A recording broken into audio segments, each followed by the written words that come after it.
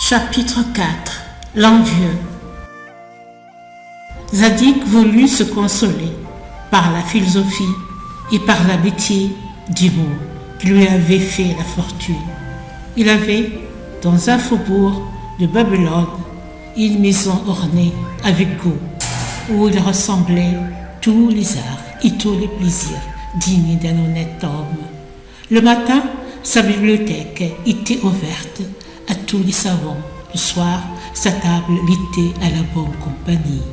Mais il connut bientôt combien les savants sont dangereux. Il s'éleva une grande dispute sur une loi de Zoroastre qui défendait de manger du griffon. Comment défendre le griffon, disaient les uns, si cet animal n'existe pas? Il faut bien qu'il existe, disaient les autres, puisque Zoroastre ne veut pas qu'on en mange. Zadig voulut les accorder en leur disant: s'il y a des griffons, n'en mangeons point. S'il n'y en a point, nous en mangerons encore moins. Et par là, nous obéirons tous à Zoroastre. Un savant qui avait composé 13 volumes sur les propriétés du griffon et qui, de plus, était grand, Turigite, se hâta d'aller accuser Zadig devant un archimage nommé Ébor, le plus sot des Chaldéens. Et partant, le plus fanatique, cet homme aurait fait empaler Zadig pour la plus grande gloire du soleil, et on aurait récité le bréviaire de Zoroastre d'un ton plus satisfait.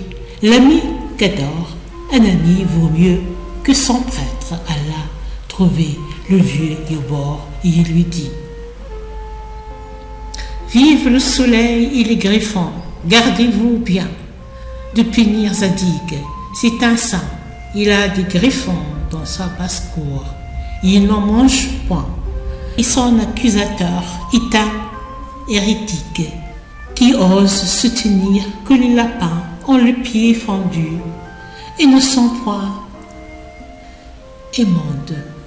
Eh bien, dit Ébor, en branlant sa tête chauve, il faut empaler Zadig pour avoir mal pensé des griffons, et l'autre pour avoir mal parlé des lapins. Cador apaisa l'affaire par le moyen d'une fille d'honneur à laquelle il avait fait un enfant et qui avait beaucoup de crédit dans le collège des mages. Personne ne fut empalé, de quoi plusieurs docteurs murmurèrent et en présagèrent la décadence de Babylone. Zadig s'écria: à quoi tient le bonheur? Tout me persécute dans ce monde, jusqu'au être qui n'existe pas. Il maudit les savants et ne voulut plus vivre qu'en bonne compagnie. Il rassemblait chez lui les plus honnêtes gens de Babylone et les dames les plus aimables. Il donnait les soupers délicats, souvent précédés de concerts et animés par des conversations charmantes dont il avait su bannir l'empressement de montrer de l'esprit, qui est la plus sûre manière de n'en point avoir et de gâter la société la plus brillante. Ni le choix de ses amis, ni celui d'aimer n'était fait par la vanité, car en tout il préférait l'être ou paraître, et par là il s'attirait la considération véritable à laquelle il ne prétendait pas. Vis-à-vis sa maison demeurait Arimas, personnage dont la méchante âme était pointe sur sa grossière physionomie. Il était rangé de fiel et bouffé d'orgueil. Et pour comble, c'était un bel esprit ennuyeux, n'ayant jamais pu réussir dans le monde. Il se vengeait par en médire. Tout riche qu'il était, il avait de la peine à rassembler chez lui des flatteurs. Le bruit des chars qui entraient le soir chez Zadig l'importunait. Le bruit de ses louanges l'irritait davantage. Il allait quelquefois chez Zadig et se mettait à table sans être prié. Il est corrompé toute la joie de la société, comme on dit que les harpies infectent les viandes qu'elles touchent. Il lui arriva un jour de vouloir donner une fête à une dame qui, au lieu de la recevoir, alla souper chez Zadig un autre jour. Causant avec lui dans le palais, ils abordèrent un ministre qui pria Zadig à souper et ne pria point. Arimaz, le plus implacable haine, n'ont pas souvent des fondements plus importants. Cet homme, qu'on appelait l'envieux dans Babylone, voulut perdre Zadig parce qu'on l'appelait l'heureux. L'occasion de faire du mal se trouve 100 fois par jour et celle de faire du bien une fois dans l'année, comme dit Zoroastre. L'envieux alla chez Zadig qui se promenait dans ses jardins avec 2 amis et une dame à laquelle il disait souvent des choses galantes sans autre intention que celle de lui dire. La conversation roulait sur une guerre que le roi venait de terminer heureusement contre Ras d'Hyrcanie, son vassal. Zadig, qu'avait signalé son courage dans cette courte guerre, jouait beaucoup le roi et encore plus la dame. Il prit ses tablettes et écrivit 4 vers qu'il fit sur le champ et qu'il donna à lire à cette belle personne. Ses amis le prièrent de leur en faire part. La modestie, ou plutôt un amour propre, bien entendu, l'empêcha. Il savait que les vers impromptus ne sont jamais bons que pour celles en l'honneur de qui ils sont faits. Il brisa en 2 la feuille des tablettes sur laquelle il venait d'écrire et jeta les 2 moitiés dans un buisson de roses où on les chercha inutilement. Une petite pluie survint. On regagna la maison. L'envieux, qui resta dans le jardin, chercha tant qu'il trouva un morceau de la feuille.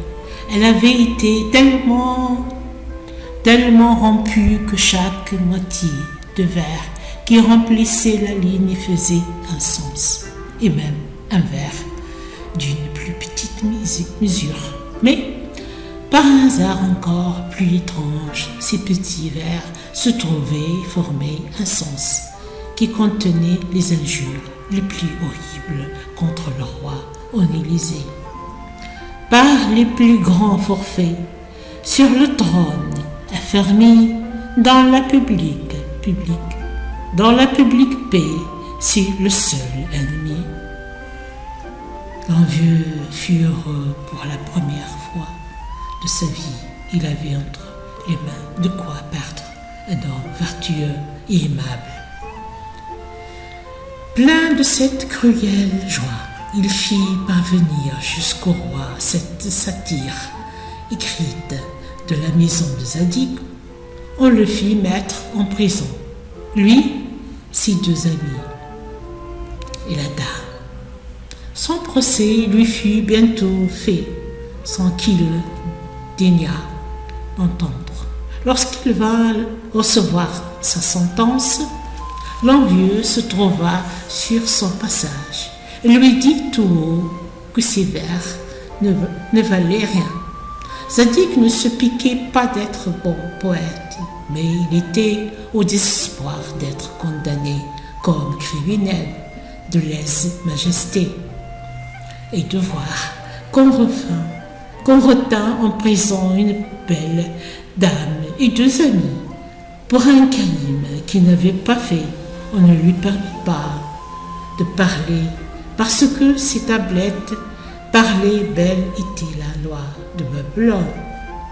On le fit donc aller au supplice à travers une foule de curieux dont aucun n'osait le plaindre et qui se précipitaient pour examiner son visage et pour voir s'il mourait avec bonne grâce.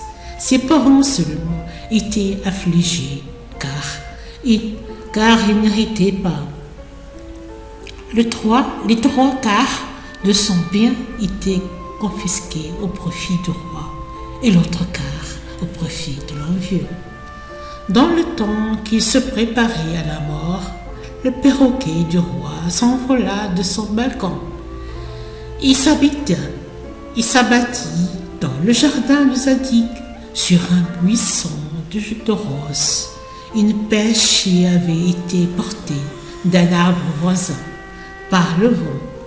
Elle était tombée sur un morceau de tablette à écrire auquel elle s'était collée.